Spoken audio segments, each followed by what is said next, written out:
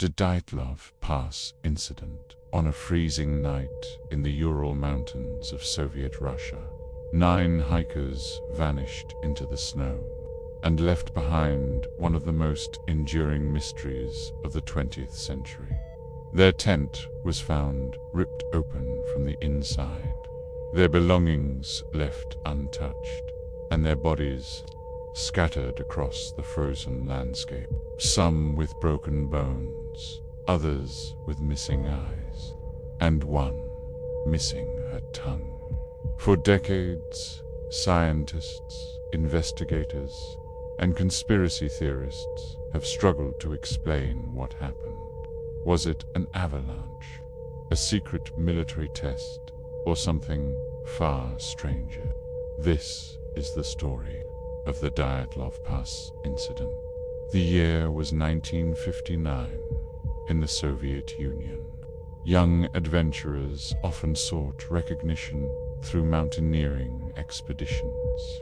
At the time, hiking and skiing in the harsh wilderness of the Ural Mountains was not just a sport. It was a badge of honor. To achieve the highest certification, known as Grade 3, one had to embark on long-distance treks under extreme conditions. It was dangerous, but for a group of students from the Ural Polytechnic Institute, it was a challenge they eagerly accepted. Their leader was Igor Dyatlov, at just 23 years old. He was already known as a disciplined and brilliant engineer. Under his leadership, 9 men and women strong, ambitious, and skilled set out on what should have been a difficult but achievable journey. The team included Zinaida Kolmogorova, 22, remembered for her fiery spirit; Ludmila Dubanina, 20, athletic and outspoken; Rustim Slobodin, 23, a track runner with a quiet determination; Alexander Kolovatov, 25, a radio engineering student; Yuri Doroshenko, 21, strong and fearless; Nikolai Thibabrignolis, 23, of French descent, always cheerful; Semyon Zolotaryev, 38, the oldest in the group and a mysterious addition to the team; Yuri Krivonishenko, 23, playful and known for lifting spirits; and finally, another Yuri Yudin. He would become the only one to survive because just days into the trek, illness forced him to turn back. It is because of him that we know the beginning of their story. On January 23, 1959, the team boarded a train that carried them deep into the frozen wilderness. They laughed, they sang, they played music. Photographs recovered later show them smiling, joking, full of life. They had no idea that these would be the last pictures ever taken of them alive. After several days of skiing and trekking, the weather grew worse.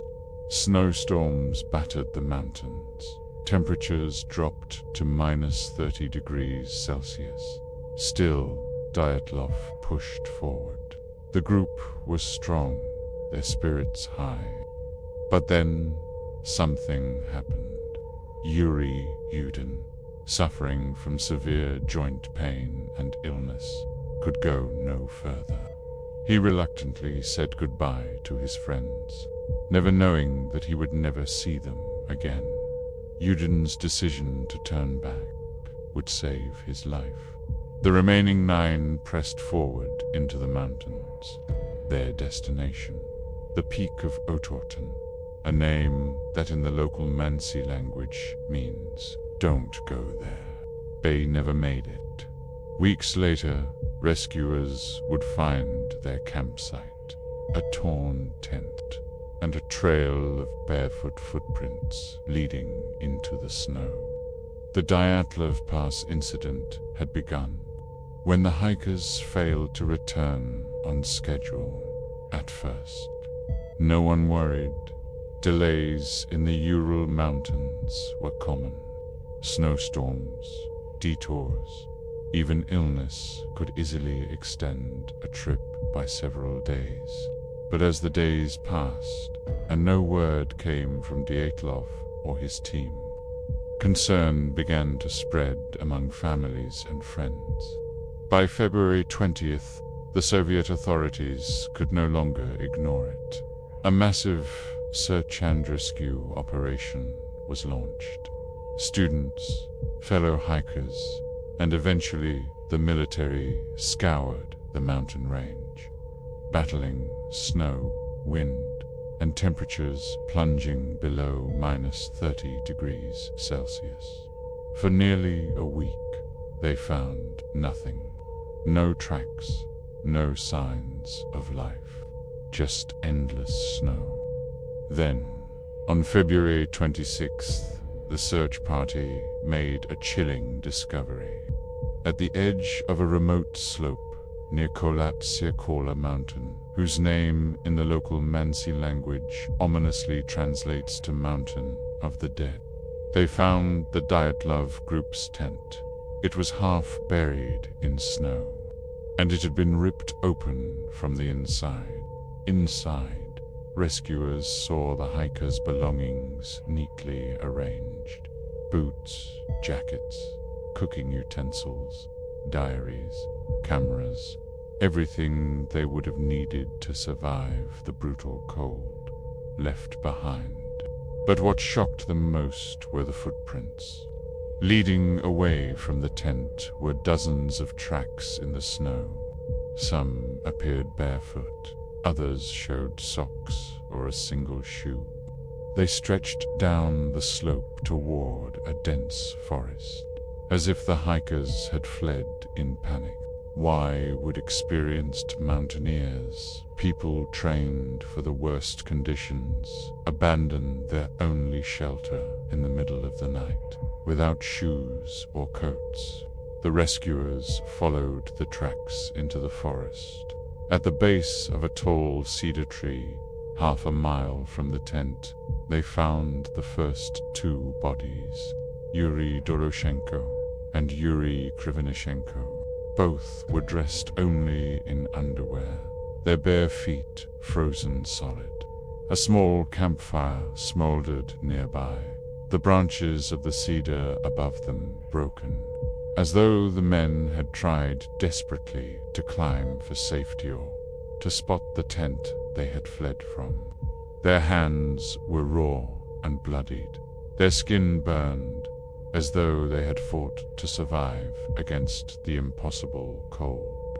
100 yards closer to the tent, 3 more bodies were discovered: Dyatlov himself, Zinaida Kolmogorova, and Rustem Slobodin. Their positions suggested they had been trying to crawl back to the tent, but collapsed one by one in the snow. Like the first two, they wore only partial clothing: shirts, pants, but no boots, no coats.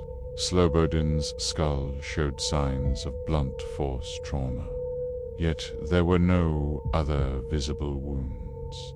The mountain had claimed 5 lives, but where were the remaining 4? For weeks, the search continued. Snowstorms buried evidence, slowed progress, and frustrated investigators. But in May, 2 months later, the remaining hikers were finally found, and their condition was far stranger. Deep in a ravine, half a mile deeper into the forest, lay the bodies of Lyudmila Dubanina, Alexander Kolovatov, Nikolai Thibobrina-Luz, and Semyon Zolotov. Unlike the others, these 4 were better dressed. It appeared they had taken clothes from their fallen comrades to stay alive, but their injuries were far more severe. Thibaut Brignoles had a shattered skull. Dubanina and Zolotaryov both had multiple broken ribs injuries, so powerful they were compared to a car crash. And most horrifying of all, Dubinina's eyes were missing. Her tongue was gone. Yet there were no external wounds, no cuts, no bruises, nothing that explained the internal damage, as though the force that killed them came from within. Even more disturbing, traces of radiation were found on their clothing, not enough to kill, but enough to raise unsettling questions. By the summer of 1959, the Soviet investigation had concluded only this: the hikers had died due to an unknown compelling force. An unknown compelling force. By the summer of 1959, the Soviet Union had closed the case. The official report concluded only that the hikers died from an unknown compelling force. But that vague explanation did nothing to quiet the questions. In fact, it made the mystery even darker. Over the decades, countless theories have emerged, each one trying to answer the same haunting question. What drove 9 skilled hikers to flee their tent into the freezing night and die in such strange, horrifying ways? Let's explore the most chilling possibilities. The avalanche theory for years. The leading explanation was an avalanche. The hikers may have heard the rumble of snow sliding toward them, and in their panic, ripped open the tent to escape. This could explain why they ran into the night without coats or boots. Some scientists argue that a small, delayed avalanche, a phenomenon known as a slab avalanche, could have buried the entrance of the tent, forcing them to cut their way out. The crushing snow might also account for the severe internal injuries found on some of the hikers. But there are problems with this theory. Investigators found no evidence of a major avalanche in the area. The slope where the tent was pitched was considered too shallow, and the footprints leading away from the tent remained visible for hundreds of meters, something that would have been impossible if tons of snow had come crashing down. So while the avalanche theory is popular, many remain unconvinced. Katabatic winds. Another natural explanation is the deadly power of katabatic winds. These are rare hurricane-force gusts that can sweep down mountain slopes without warning. Such winds could have terrified the hikers into thinking the tent was about to collapse or blow away. Fleeing into the forest may have been their only hope for survival. And in the chaos, they became separated, disoriented, and ultimately froze to death. But this theory struggles to explain the bizarre injuries. The shattered ribs, the missing eyes, the missing tongue. Winds alone cannot do that. The military test theory, then. There are the darker possibilities. In 1959, the Cold War was at its height. The Soviet Union frequently conducted secret military experiments in remote areas. Some researchers believe the hikers may have stumbled into a restricted zone, perhaps near a weapons test involving mines, bombs, or even radiation. This would explain the traces of radioactivity found on their clothing. But it could also account for the strange internal injuries, similar to a powerful blast wave. Locals reported seeing strange orange orbs in the sky around the time of the incident, possibly flares, rockets, or other military devices. If the hikers were caught in such a test, The government may have covered it up, choosing to label their deaths as an unknown force, rather than admit military fault. But again, there is no hard evidence, only suspicion. UFOs and the paranormal. Of course, not all theories are scientific. Some believe the hikers were victims of something out of this world. Those glowing orbs in the sky. To some, they were not rockets or flares, but UFOs, the mutilated bodies, the missing tongue and eyes, the radiation, all of it, they argue, points to alien interference. A close encounter gone terribly wrong. Others whisper about the legend of the Yeti, massive creature said to roam the snowy wilderness. Could the hikers have been attacked by something inhuman? Photographs recovered from the group's cameras show blurry figures in the distance, which some interpret as proof of a beast stalking them. But skeptics dismiss this as fantasy. There is no evidence of a Yeti, and the UFO theory convenient but unprovable. Psychological breakdown. There is also the possibility of human fear. Some experts suggest the group may have suffered a psychological breakdown. The combination of isolation, freezing temperatures, and exhaustion could have triggered paranoia or hysteria. Perhaps one or more of the hikers snapped, cutting open the tent in panic. In the chaos, they all scattered into the forest, unprepared, and what followed was a slow, agonizing death by exposure. But again, the question remains, how do you explain the severe injuries? And why did experienced hikers trained to survive abandon their gear so recklessly? Each theory answers some questions, but leaves others unsolved. Avalanche explains the panic, but not the injuries. Military tests explain the radiation, but not the footprints. UFOs explain the strangeness, but lack evidence. And so, more than 60 years later, the Dyatlov Pass Incident remains an unsolved riddle of history. But the story doesn't end there, because in recent years, new investigations have reopened the case. And some believe the mystery may finally be close to an answer. For more than half a century, the Dyatlov Pass Incident remained frozen in time, an unsolved mystery, buried beneath layers of snow, secrecy, and speculation. But in recent years, new investigations have brought fresh light to the case, and with them, perhaps the closest thing to an answer we may ever get.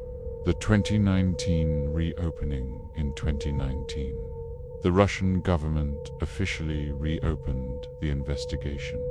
It was the 60th anniversary of the tragedy, and public pressure had grown. Documentaries, books, and internet theories had made Dyatlov Pass a global obsession. But the new inquiry did not aim to entertain conspiracies. Instead, investigators sought a simple, scientific explanation. They reviewed the original case files, interviewed surviving relatives, and revisited the site itself. And finally, in July 2020, the Russian Prosecutor General's office announced their conclusion. The cause of death, they said, was an avalanche, a different kind of avalanche. But this wasn't the classic roaring avalanche people imagine. Instead, experts pointed to a specific kind known as a slab avalanche, spine-like massive walls of snow, A slab avalanche involves a solid block of heavy, compacted snow breaking loose. It can strike silently, with devastating force, crushing anything in its path yet, leaving little evidence behind. Using computer simulations inspired by of all things, Disney's movie Frozen, scientists demonstrated how a slab of snow could suddenly slide onto the hiker's tent. Yet, the film's advanced snow simulation technology had been co-developed with researchers studying avalanches. This same technology was later applied to the Dyatlov case. According to the models, a delayed avalanche, triggered by the hikers themselves, perhaps by cutting into the slope to set up camp, could have buried part of the tent. In panic, they cut their way out, fled into the storm, and became disoriented. Those who died with severe internal injuries may have been crushed by the compacted snow. The missing eyes and tongue, likely explained by natural decomposition and scavenging animals. It wasn't aliens. It wasn't the military. It wasn't a Yeti. It was, according to modern science, an unfortunate accident. Controversy and doubt, but not everyone is convinced. Skeptics argue the official conclusion feels too neat, too convenient. Why did it take 6 decades to arrive at this answer? Why dismiss the radiation, the strange photographs, the reports of glowing orbs in the sky? Even some avalanche experts doubt the theory. They argue the slope at Dyatlov Pass was not steep enough. Others point out that the footprints leading away from the tent remained clear, something unlikely if a slab of snow had fallen. And so, even with a scientific explanation on the table, the mystery refuses to die. The legacy of Dyatlov Pass. Today, the Dyatlov Pass Incident has become more than just a tragedy. It is a legend, a story retold in books, films, documentaries, and online forums around the world. It captures our imagination because it lies at the intersection of fact and fear. Real people died in horrifying circumstances, but the how and why remain just out of reach. Was it truly just an avalanche, or was something stranger at work that cold February night in 1959? Perhaps we will never know. But one thing is certain. The Dyatlov hikers set out on an adventure seeking glory and challenge. Instead, they became part of one of the greatest unsolved mysteries of the modern age. Their names: Dyatlov, Kolmogorova, Dubinina, Slobodin, Zolotaryov, Kolovetov, Thibobriniolus, Doroshenko, and Krivonishenko, are remembered not just as victims, but as haunting figures of a story that continues to chill the world. And the mountains where they perished remain silent witnesses to a mystery that may never be fully explained. More than 60 years have passed since that winter of 1959. Yet the Dyatlov Pass incident continues to haunt us. Perhaps it's because this story lies on the razor's edge between science and superstition, between facts carved in ice and mysteries lost in shadow. Revisiting the theories, let's return one last time to the theories. Was it a slab avalanche? A simple act of nature combined with human error, leading to chaos and tragedy? Or was it katabatic winds violent, invisible, and merciless, staring through the mountain like an unseen hand of death. Was it a secret military experiment?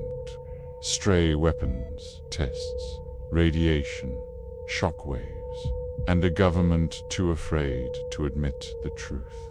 Or was it something beyond human understanding?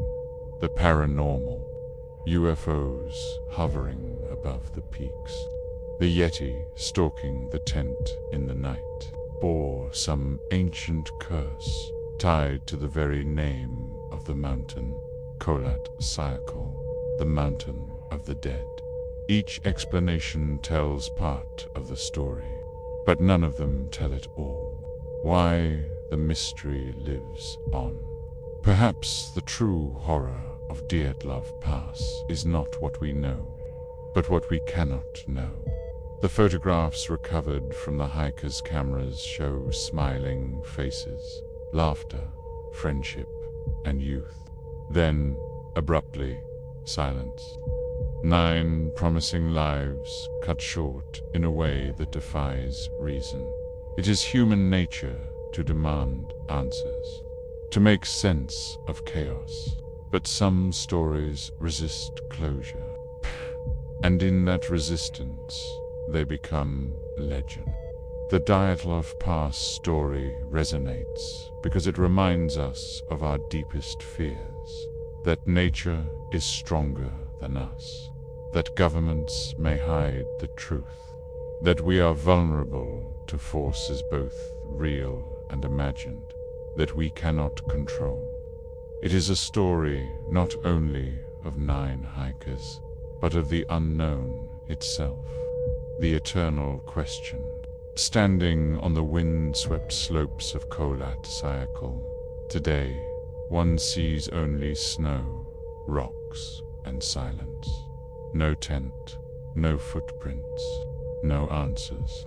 Only the memory of 9 souls who ventured into the wilderness and never returned. Their deaths remind us of the fragile boundary between life and death, safety and danger, the known and the unknown. So ask yourself, if you were there that night and the wind howled, the snow shifted, the sky glowed with strange lights, would you have survived, or would you to have fled barefoot into the storm, never to be seen again? This has been the chilling story of the Dyatlov Pass Incident. 9 hikers, a torn tent, barefoot footprints in the snow, and a mystery that refuses to die. Maybe one day science will uncover the truth, or maybe this mountain will keep its secrets forever. Until then, the Dyatlov Pass remains one of the greatest real-life horror stories of all time.